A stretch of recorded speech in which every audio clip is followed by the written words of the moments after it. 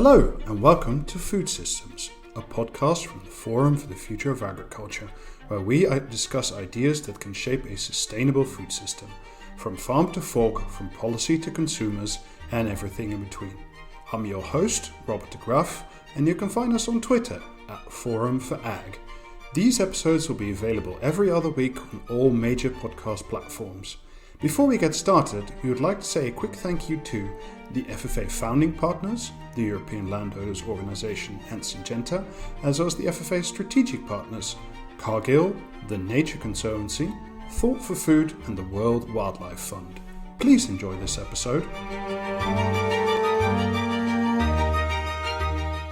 Hello and welcome back to Food Systems. Today is a different episode. We're going to be talking about what the Forum for the Future of Agriculture will be doing in the next 12 months. I'm pleased to join by my colleagues, Caroline Mahr. She's the Program Director at FFA. Caroline, thank you for the second time, our first return guest. Thanks, Robert. And we're also joined by Mark Titterington. He's one of the co-founders of the FFA itself and now one of its senior advisors. Mark, thank you for joining us. Great to be with you, Robert. Thank you. Before we start really looking forward, I want to look back a little bit. Can you talk a little bit about the impact that COVID-19 has had on the organization and also the events that have been organized in the last 2 years and what lessons you've learned from that? So what we have seen is just like that the forum has moved on, just like many other organizations as well, and picked up the virtual organization and the online format for events.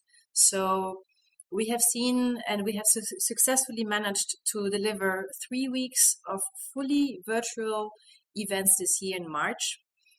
This represented a series of 14 sessions covering solutions, policy, and the annual conference. This represents more than 3,000 participants that attended the 3 weeks program. And we had about 90 countries that were present and 100 speakers from across the world who contributed to the debates. The biggest innovation probably was the creation of a virtual venue, a virtual platform, where participants could freely interact among each other. They could download recipes for sustainable cooking or discover 20 virtual exhibition stands, and there was even one virtual tractor. And there was also the opportunity to download supporting material. So normally the reports you would pick up, printed reports you would pick up at the conference. Well, there you could just put it directly on your device and download it. And the feedbacks we received from attendees was beyond expectations, to be honest. So we are really incredibly grateful to the tremendous work done by our teams and the support we received from the forum's partners. I think, as you say, Caroline, we've discussed it before. 3,000 participants across the 3-week month of March program was incredible. But I would say, for me, Robert, the big thing was the way that we were able to extend our reach virtually, obviously, across the world and bring in speakers from very different backgrounds, very different countries, very different perspectives on this topic of food and agriculture system renewal. Something that I think we would have struggled to do had we continued in the completely physical setting of the way that the program was run before. And when you step back and you think about our mission of creating space where new ideas and thinking can emerge to contribute to food and agriculture system and renewal, being able to bring in those different perspectives, I think has really helped to accelerate us on our journey. Mark, maybe I'll start this with you. We're now easily more than a decade into the FFA's founding mission, which still holds to combine food and agricultural security, that those two cannot be separated. Do you think that as you look at the food system now, are we closer than 10 years ago, or are we treading water in us? I mean, I'm an optimist, Robert. I think you know that. I think when we started, as you say, the objective really was to show that agriculture and the environment were inextricably linked. You couldn't pull them apart. And I think we made a lot of progress in the early years of the forum of building a consensus around that. And then I think over the last couple of years, as we've expanded the partnerships to bring in different representatives of civil society, the industry, growers and land managers at the center, along with the policymakers, we've been able to expand that mission, and we started to look, as you know, at how we make the system more resilient, more sustainable, how the system can contribute to mitigating the effects of climate change. And I really am encouraged by the ideas and the thinking that one starts to see emerge from that, whether it's in the frame of regenerative agriculture, carbon farming, how we engage consumers better in terms of understanding where the food is coming from, how we reward and incentivize growers to deliver these public goods. I do think that we're in a better position than what we've ever been. Moving not just beyond consensus, but now thinking about the practical ideas that we can take forward. However, I think there's a lot of work to be done. There's a proliferation of ideas and thinking out there, and we have to turn these into practical, implementable approaches that can really deliver the progress that we want. Well, I would agree with you that there's some measure of progress, but if you look at the latest IPCC report, which quite frankly I thought was harrowing reading, for commitments made in Paris to limit global warming, for example. How much more time do you think these new ideas will have to gestate before, as you say, they do go on the field and they become an alive thing that actually contributes not just to the climate, but also to broader sustainability goals? Look, I mean, I don't want to diminish the urgency of what we've got. Yesterday would have been better than today, but today is definitely better than tomorrow. The most important thing, I think, in all of this is that the approaches and the ideas that we come up with, they have to be practical, they have to be implementable, and they have to be real. And I think it's important that we do take the time to make sure that those three elements are truly in place, and that then we've got the rewards that need to go into the system to support the actors in terms of taking that forward. I absolutely get the urgency. There's no question about that. But it's important that we do it right, because we can't afford to fail. Beyond just what will appear on the FFA's agenda in the coming months, what global or European policy items do you see as the most critical in the coming 12 months? I think from my perspective, Robert, and Caroline will no doubt want to contribute here. When I look at this from a European perspective, I think working out what are the elements in the farm to fork strategy and the biodiversity strategy in particular are critical elements in this from a European perspective. I think the Fit for 55 package, and particularly the focus on what the land use sector can and needs to get done and how it's supported, and that is something that is certainly close to the top of my agenda, and I think the top of the forum's agenda. And I think linked to that, particularly when you look at areas like regenerative agriculture, carbon farming, the setting some of the standards around that's going to require international cooperation and interaction between both public and private sectors if we want to make the progress that we can. So I think all those elements for me are very much on the agenda, looking at that both from a European perspective and indeed a Europe out to the world.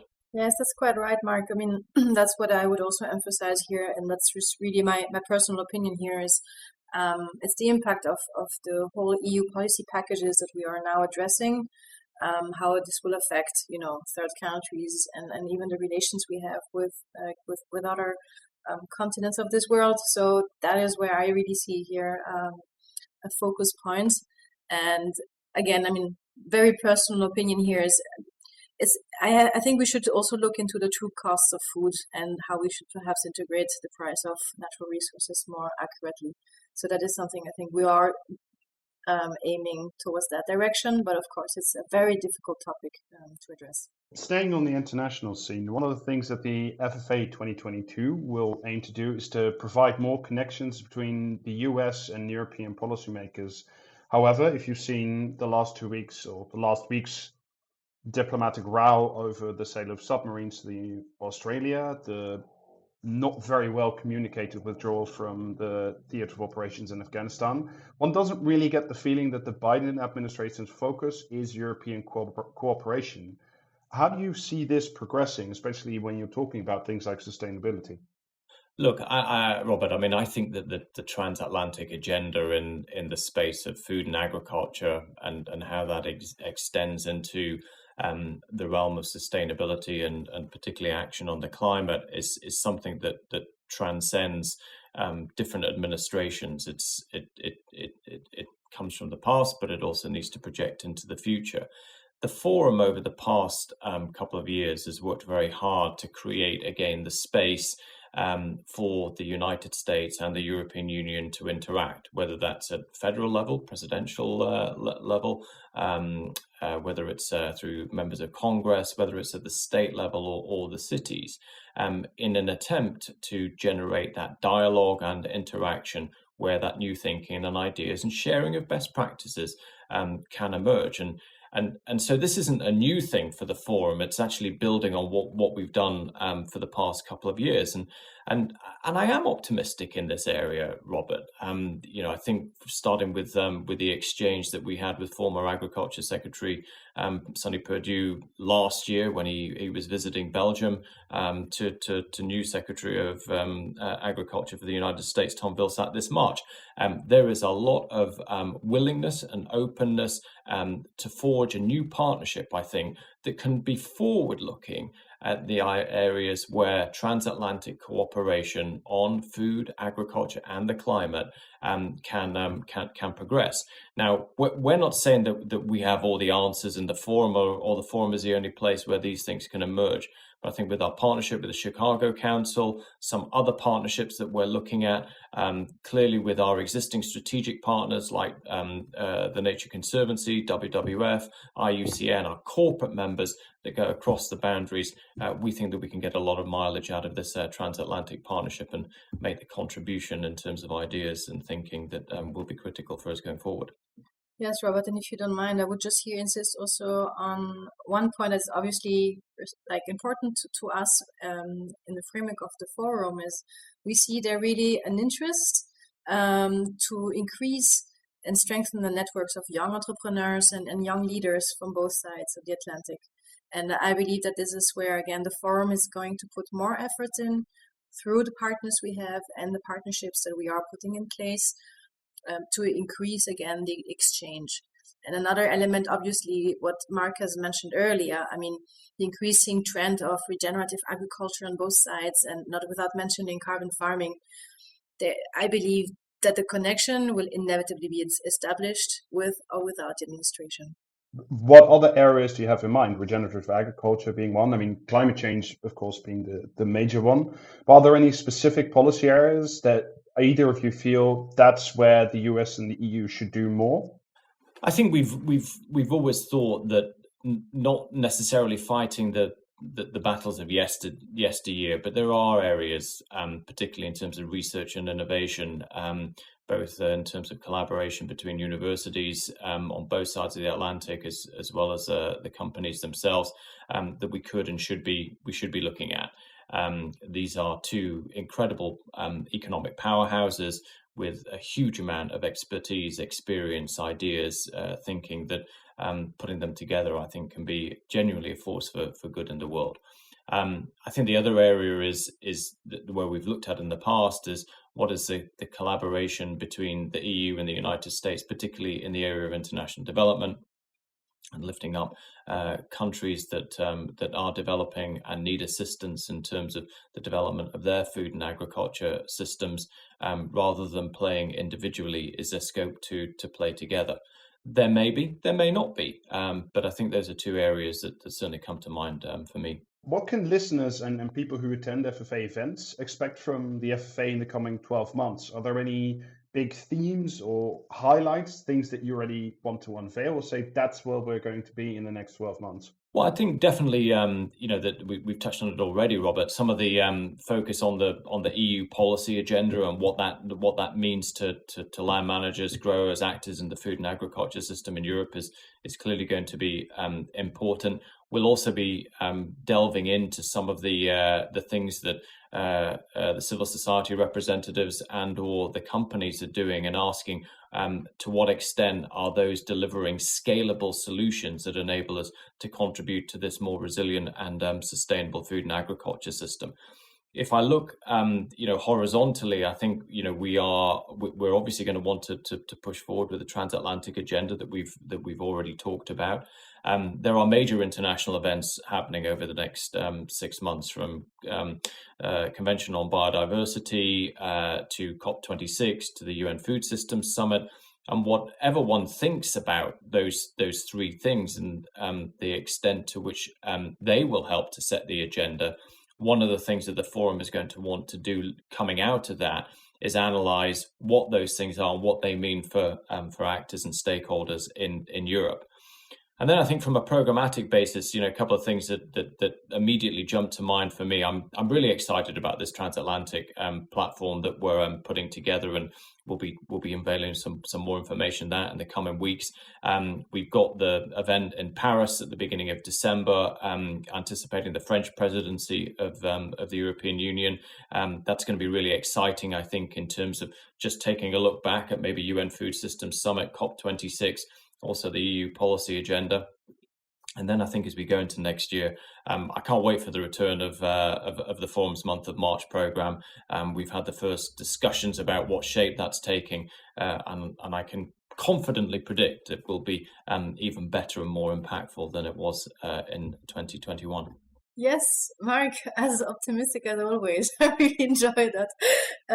Okay, some very specific topics that we will also address in Paris, if I may say. One key area is obviously biodiversity. I mean, this is really, I can't name it topic, but this is just one of the policies and actions on the ground that we want to address. And in Paris on the 2nd of December, and then in March. And another one that is coming up to my mind is sustainable trade. And that is coming also really high on the agendas for everyone. So those are two little topics I can mention that we will address in Paris and perhaps later on also.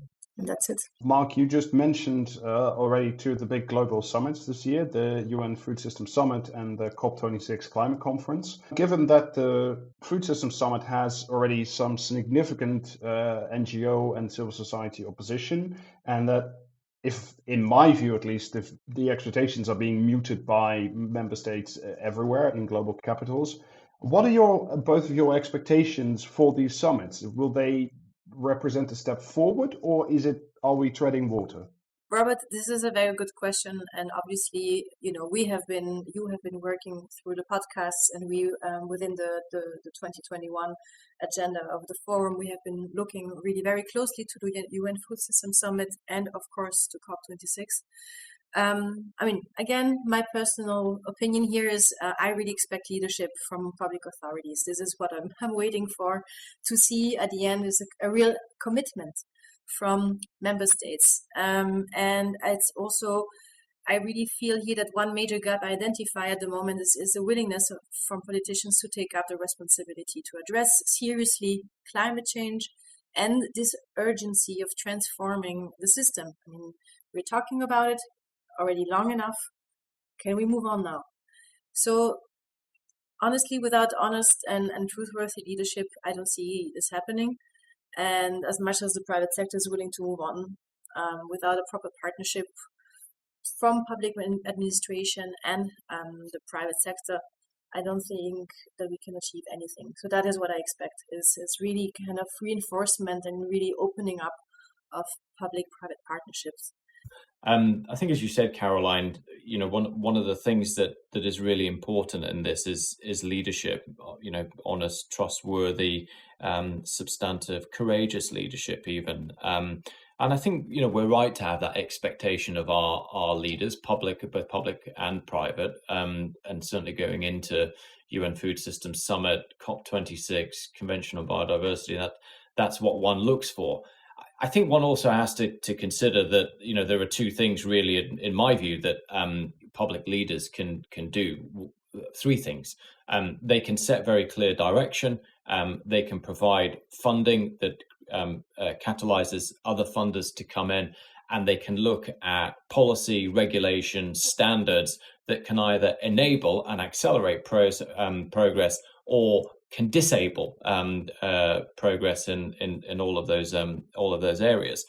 So I think at the very minimum, I look with expectation, hope, and still a certain degree of confidence that we'll see that come out. Regardless of whether or not we do see that, I still think that when you bring that back down to the EU level, when you bring it back down to member states level, there is still the requirement for public and private sector leaders to work out ways that they can work together to make the progress in the areas that we need to be able to do. So yes, let's look to these important events to set the direction, to find the money, to create the policy framework in which we can act. But let's not also put all our eggs in that basket. It doesn't absolve us our responsibility, whichever levels that we work at. Caroline, I wanted to come back to your point about leadership, because I think it's one that's well made. And we started this podcast with a question about Corona. And what we've seen is that in times of crisis, public leadership can and does activate not just its leading powers, but also its financial powers. And I was wondering, it's for both of you, why has neither the climate nor the food system really had such an impactful moment where states have said, okay, now enough is enough, and we're opening our wallets, and we're not going to say it costs too much and we don't know what to do? Why have we not seen that kind of extraordinary level of ambition in the last decade? It's a great question, Robert, and I'm not sure that there is an easy answer, and there's always a danger to simplify it. The COVID crisis has just been so immediate, so acute, so immediately visible and impactful on all our lives, that it just demanded immediate action and response because it was right there, here and now. I think we know that climate and sustainability challenges take many years, decades to manifest themselves, and dare I say it, it's easier. It has apparently been easier to put things off till tomorrow what ought to have been perhaps done today or yesterday. My hope coming out of the pandemic, and let's hope that we are coming out of the pandemic, is that the lessons that we will take from that are positive and constructive ones in terms of how we address that huge power that that leaders and states and corporations and civil society can have to get us the traction that we need on the climate crisis, which of course will have, very similar, if not arguably greater, long-term impacts. But it requires long-term vision and planning. As always, I wouldn't have been able to say it better. But what I would just see here also, and that's maybe the difference to maybe a decade ago, is that the young generation, again, the next generation is motivating itself, is really getting vocal. And that's where, again, I could see, Robert, here an opportunity to accelerate, this need for change and this transformation. And I have the feeling it's already ongoing. But like Mark has said, it's not impacting enough our lives yet, at least not in Europe, not enough for politicians or others to take immediate actions. And where we have seen an immediate impact, because we have seen it, especially in the agriculture sector, then immediate actions have been taken. At least at the agriculture sector level, at the farmer level, I really see now a change and a willingness to change. How? That's always a bit of a question mark, but I think we're moving there. Slightly more practical, and certainly after our previous topic, slightly more prosaic. But also this year, the FFA will get a new look and a new design, a logo, the whole thing. Why has now been the time for this? What has made the FFA make these changes now instead of last year or 2 years in the future? Well, we just felt, with the whole changes we've seen in the past 2 years, it was a good moment to refresh, especially when moving fully virtual. So it's more really a kind of refresh of the visual identity of the forum than really a new branding. I mean, and there was obviously also the willingness to emphasize, nature within the forum's messages we are trying to convey, and nature for us and biodiversity, yes, works hand in hand. Hence, the butterfly that will become more eminent in the logo and will hopefully reflect this wish to give nature its true place in the sector. Coming up to the end of the podcast, and I want to ask both of you, and Caroline, for you, I know it'll be the second time, so I'm afraid I'm going to ask for a second idea. But what, for both of you, is your sort of one policy or practical suggestion for a more sustainable food system? And Mark, I'll ask you to go first. Well, Robert, as you know, the forum doesn't take a position on any one thing or other. We try to catalyse ideas and thinking. So the idea that I would have is very much a personal one, and it revolves around ensuring that we get the standards and the quality set around regenerative agriculture and carbon farming, that we provide the support that growers will need to make the transition, and that ultimately we have the fungible market that's available for both public and private sector actors to play in. I think that will help growers to deliver on the agronomic benefits, the environmental benefits, and the climatic benefits, and make growers very much part of the solution. Caroline? Sure. I mean, yes, you know where my heart lies usually, but I have recently been, maybe more again for personal reasons, looking at the connection between food consumption, food production, and then human health and impact on health in general. And I think there is this idea of the need to protect nature. This is now largely being recognized. In order not to damage nature, we are protecting ourselves on the long term, and it's also the planet and ourselves. And I have the feeling that I would suggest now a kind of mandatory education course in schools and in agronomic universities, just to emphasize the impact of how food production can really impact our health and the ones of our children. And I feel that it's time now that policymakers look at really this kind of educational aspect of food production, food consumption. Because in the end of the day, it's a long-term issue. The longer you eat wrong foods, you develop really heavy disease. And I'm not just talking about diabetes, it can go much further than that. So I just feel that if we want to reduce the disasters, not just for nature, but also for us human beings, then it's time to address it now and start educating people on it. Mark Titterington, co-founder and senior advisor of the FFA, and Caroline Mahr, program director of the FFA. Thank you so much for coming on Food Systems today. Thank you for having me. Thank you so much, Robert. You've been listening to an episode of Food Systems, a podcast brought to you by the Forum for the Future of Agriculture. Look for us in 2 weeks when we release our new episode. And in the meantime, please don't forget to subscribe on your podcast app, as well as on Twitter @ForumFag, for updates on this podcast, news, as well as FFA events. Please check out our website, www.forumforagriculture.com, for more great content. Thank you for listening and enjoy your day.